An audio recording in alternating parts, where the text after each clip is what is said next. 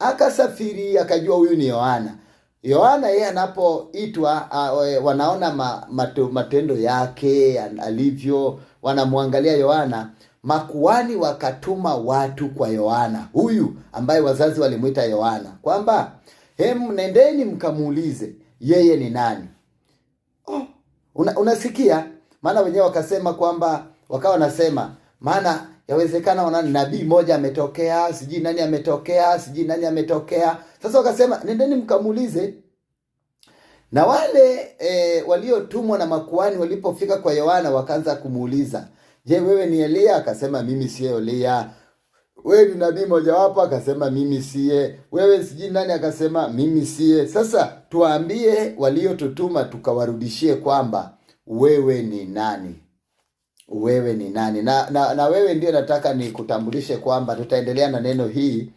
Wewe ni zaidi ya ulivyo, la zaidi ya jina lako.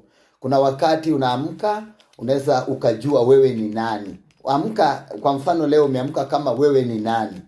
Lakini mimi leo naamka hivi. Yohana alisema hivi katika ile Yohana 1:23 alisema kwamba, Yohana akawajibu akasema, mimi ni sauti ya mtu aliaye nyikani, inyosheni njia ya Bwana. Yaani yeye akwambia mimi ni Yohana, akasema mimi ni sauti ya mtu aliaye nyikani, inyosheni njia ya Bwana. Sasa mimi leo naamka kama nani? Yohana aliamka yeye ni sauti ya mtu aliaye nyikani, inyosheni njia ya Bwana. Mimi leo ni sauti ya mtu anayelia juu yako kwamba muamini Mungu. Bado ana nafasi katika maisha yetu ya kutusaidia.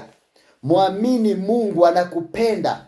Muamini Mungu, atakusaidia. Na kupitia wewe ni nani? Mimi ni nani leo? Mimi ni sauti ya mtu asemaye muamini Mungu katikati ya ulimwengu ambapo wengi kwa kweli Mungu yupo, lakini hayupo kwenye maisha yao. Na huyu Mungu ambaye hayupo kwenye maisha yao ndiye ambaye anaweza akajaza kitu kilichopungua kwenye maisha yake. Sasa rafiki yangu, muamini Mungu. Kwa nini uamini Mungu? Wewe inapogeuka kwako katika umwamini Mungu, mwamini Mungu kimwambia, mimi leo naamka kama baba wa familia, ambapo familia inanitegemea. Baba, ninakulilia juu ya familia yangu. Ninapoondoka kwenye majukumu mbalimbali, unisaidie. Wewe